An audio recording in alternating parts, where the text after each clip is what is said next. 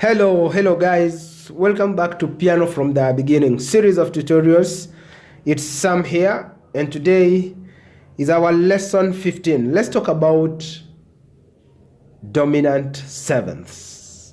Dominant sevenths.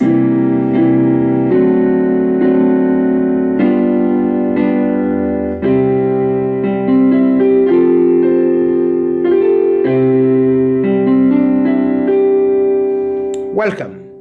If you are not subscribed to our channel, please do so, and remember to like and share our videos, and above all, we so much value your comment. Let's get started. We talked about intervals, and we said intervals are measured as seconds, thirds, fourths, fifths, sixths, sevenths, to octaves, and even beyond octaves, as we will later talk about. And we now understand that as we play a triad, when we develop triads, we just play the root, its third, and a fifth interval above it to have a triad, which is a chord of 3 notes. But now, if we add a seventh above it, this gives us a major seventh. Major seventh. But what I want to talk about is the dominant seventh, which is obtained by playing a flat 7 above the major triad.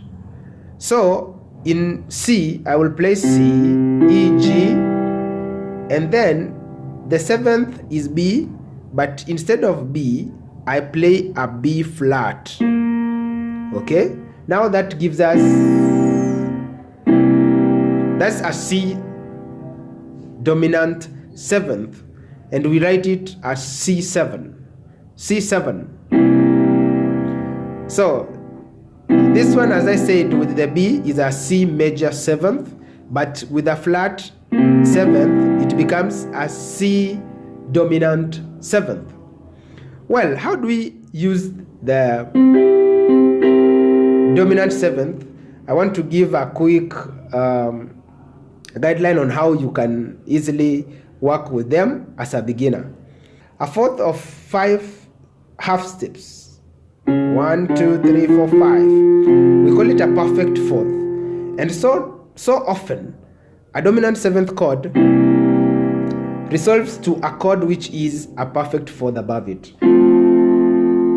Anytime I want to move from C to F, then I can play a C dominant seventh just before the F.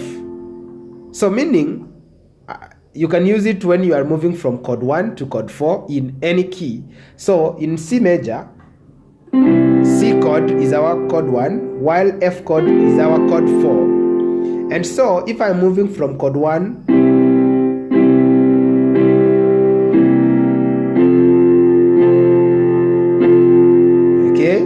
so I can play C, C, C.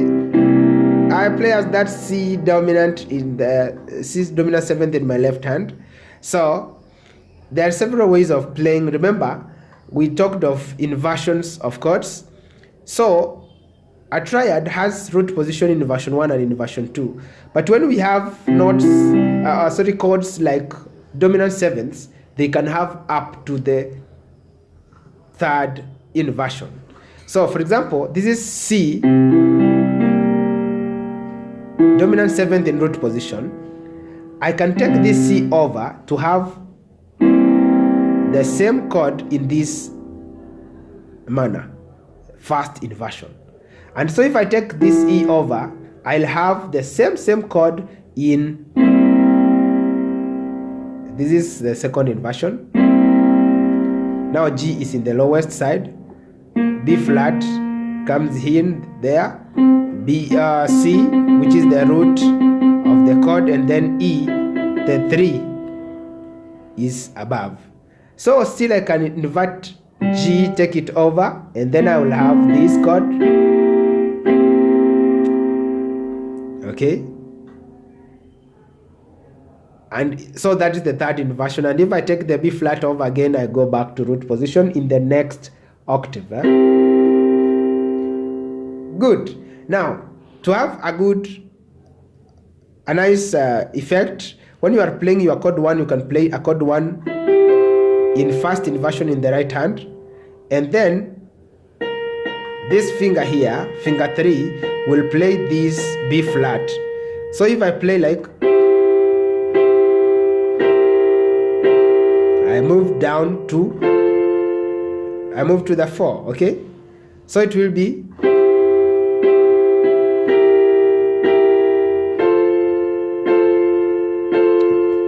maybe to the 5. Wow. At that point, remember, from G is my 5, and I want to move to C, which is our chord 1. So the best time again to use that chord is when you are moving from the 5 to the 1. Okay? So from the 5 to the 1, you are moving a perfect fourth up again. Okay? So I can use a G7 and then resolve to the C. Okay? So we have said you can play a dominant 7th when you are moving as a passing chord, when you are moving from chord 1 to chord 4. But again, you can play a dominant 7th anytime you want to play chord 5. So G7 is obtained by, when I play a G major 7th, because G, the 3rd and 5th, then I add a major 7th above it, I'll have F sharp, because that is the 7 of the F sharp. But now, since the dominant 7th is obtained by moving a semitone or half step down, so then that brings us to F natural, and that gives us a G7 chord.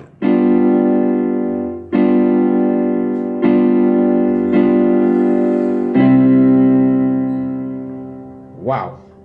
So if I'm in the key of G, for example, I can play G, play the G7, play to chord 4,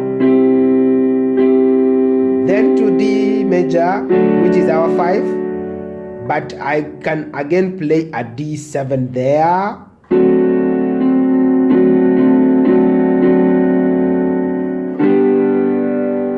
Okay? So, since D is the 5 of G, 1, 2, 3, 4, 5 is the D, then I can play a D7 chord as my 5 as I move back to the G. Okay? So it could be a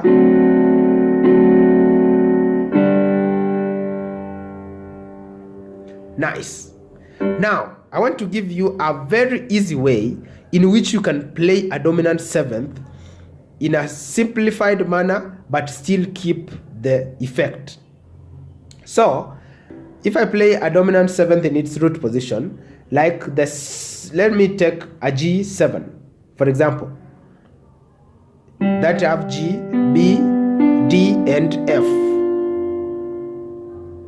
Okay?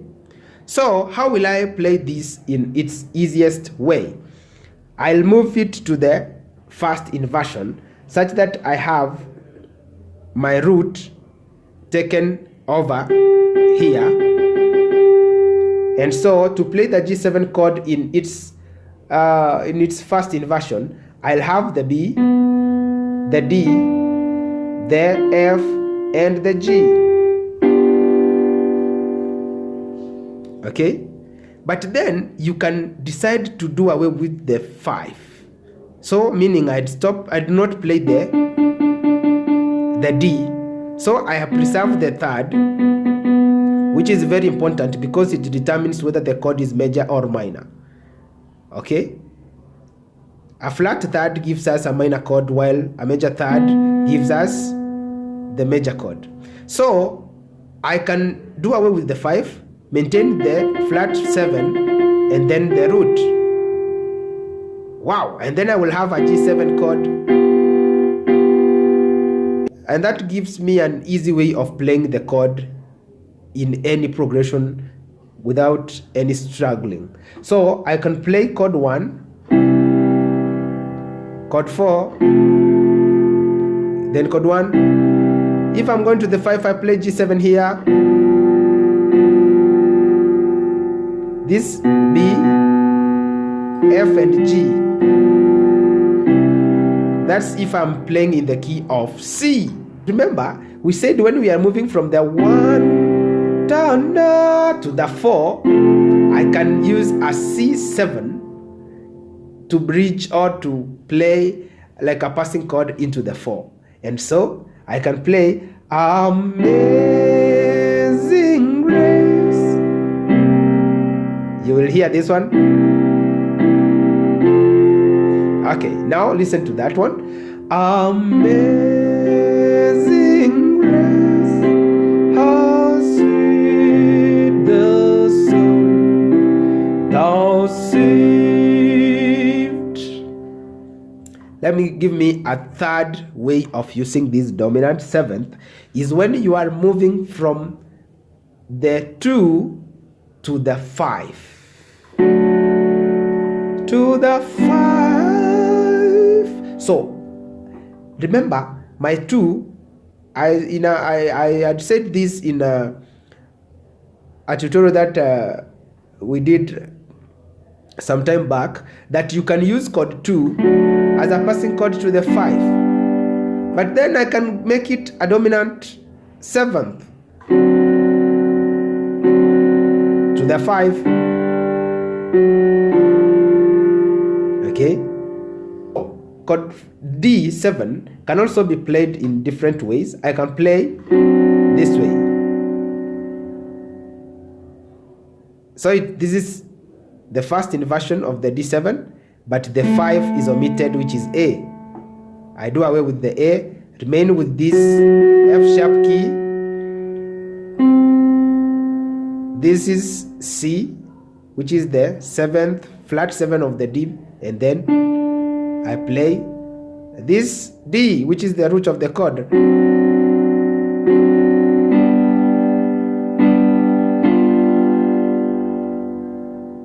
So I've played the 2 to the 5, then it's dominant 7. I was 1 back, the dominant 7, but now I'm found 1.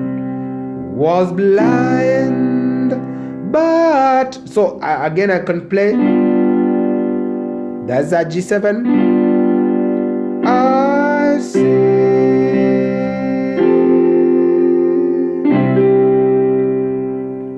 Okay, so what if I was in G? Chord 1.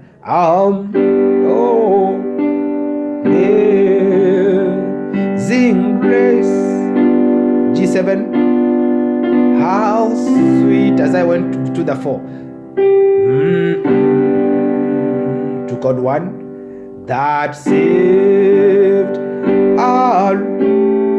I played A7. A dominant 7th, but in root position, having omitted the 5, which is E. Okay, then to the D.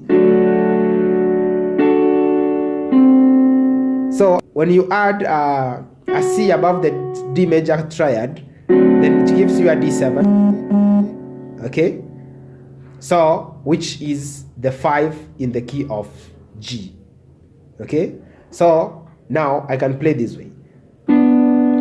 Amazing grace, how sweet the sound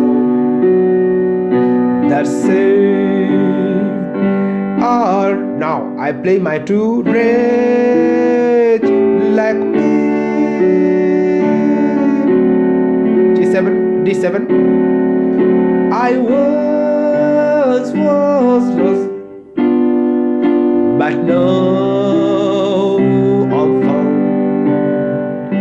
Was blind, but now that's 37 in root position, having omitted the 5. I see.